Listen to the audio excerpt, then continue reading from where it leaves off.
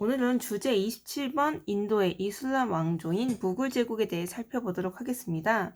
무굴 제국을 살펴보기 앞서 이전 인도의 역사 흐름 잠깐 잡고 갈게요.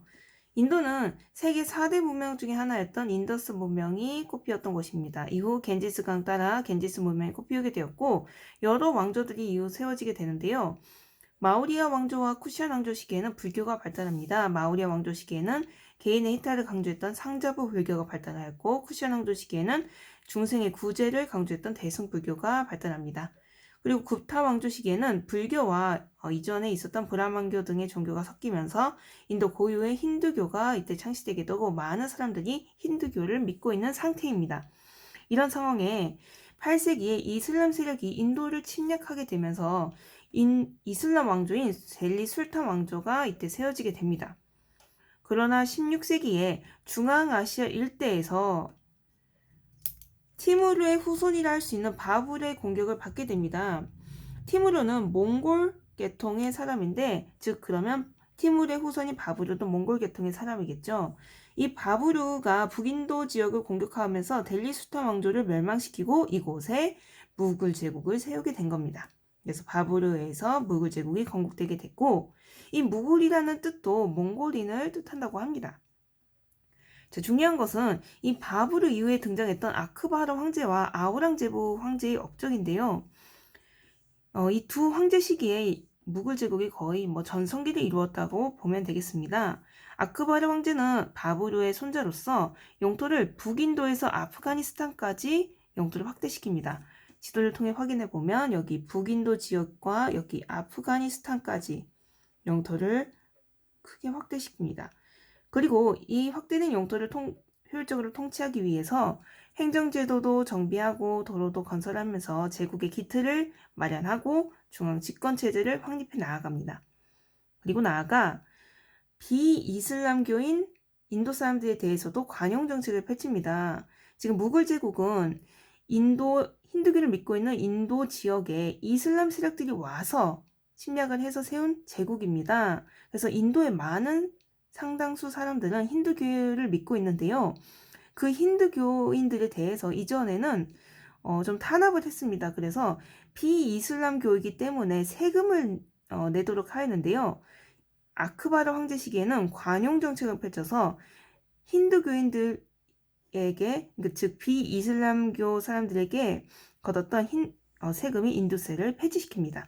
지지야를 폐지시키고 힌두교인들을 관리로 임명시키기도 하였으며 나아가 아크바르 황제 본인도 힌두교인과 결혼하면서 힌두교와 이슬람교들 사이에 동맹도 체결하고 어떤 나라의 통합을 위해서 크게 노력하게 됩니다. 아크바르 황제 이후에 두 명의 황제가 더 등장하고 그 다음에 아우랑제부 황제가 즉위하게 되는데요. 아우랑제부 황제 시기에는 영토가 최대로 확대됩니다. 지도를 통해 확인해 보면 거의 남부까지 영토가 확대된 모습을 볼 수 있습니다. 이는 무굴 제국의 최대 영토이면서 이전까지 인도 역사상도 역시 최대 영토의 모습이라고 볼 수 있습니다. 그러나 그는 지나친 이슬람화 정책을 펼치게 됩니다. 아크바르 황제랑 완전히 정반대의 정책을 펼치게 되는데요. 그래서 비이슬람교인 힌두교인들에게 다시 세금을 걷게 됩니다. 지지야를 부활시켰고 타 종교에 대해 탄압을 하게 됩니다. 자, 결국 비이슬람교들의 반란과 서양 세력의 침입으로 무굴 제국은 쇠퇴해져 가고 결국 19세기 말 영국 식민지로 전락하게 됩니다.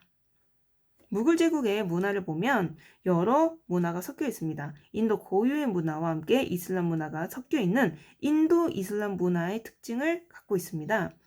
종교에서도 두 종교가 섞인 새로운 종교가 만들어지는데요. 힌두교와 이슬람교가 섞인 시크교라는 새로운 종교가 만들어지게 되고 주로 고위층들이 외교 문서 등을 사용했던 언어는 페르시아어지만 일상에서는 많은 민족들이 우르두어를 사용했다고 합니다. 우르두어는 힌두교와 그리고 이슬람 사람이라 할 수 있는 아랍어 그리고 페르시아어가 섞여서 만들어진 언어라고 합니다. 그리고 건축에서는 그 유명한 타지마할이 있습니다. 타지마할은 좀 사연이 있어서 조금 더 자세히 설명을 하겠습니다. 타지마할을 세운 사람은 바로 샤자한인데요.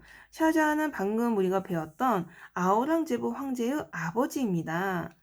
그래서 샤자한은 사랑하는 부인 뭄타즈 마할이 있었는데요. 이 부부 사이에서는 여러 자녀가 또 낳게 되고, 근데 문제는 이 뭄타즈 마할이 14번째 아이를 출산하는 중에 사망하게 됩니다. 자, 사랑했던 사람을 영원히 보지 못하게 된다는 건 정말 슬픈 일인 것 같아요. 그래서 샤자한이 죽은 왕비를 위해서 거대하고 아름다운 무덤을 만들게 됩니다. 그것이 바로 타지마할입니다.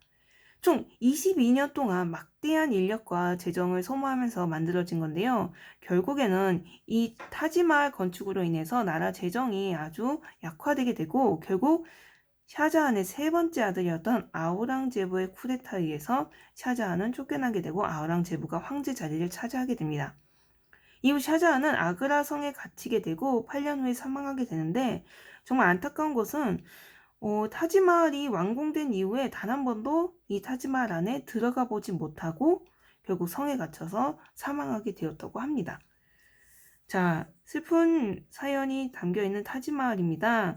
그러나 그 모습은 굉장히 아름다운데요. 타지마할은 인도 양식과 이슬람 양식이 섞여있는 모습들이 보입니다. 이러한 뾰족한 탑이라든지 뾰족한 탑 또는 돔 같은 곳에서 이슬람의 양식을 알 수 있고요. 타지마할의 전체적인 색은 흰색 대리석으로 꾸며져 있습니다. 그리고 곳곳에 연꽃 무늬가 새겨져 있는데요. 이를 통해서 인도 양식을 엿볼 수 있습니다. 그리고 무굴 제국에서는 페르시아의 세미라와 인도의 미술이 섞인 무굴 회화가 발달하게 됩니다. 자, 이렇게 해서 오늘 주제 27번 인도의 이슬람 왕조인 무굴 제국에 대해서 살펴보았습니다. 이상입니다. 감사합니다.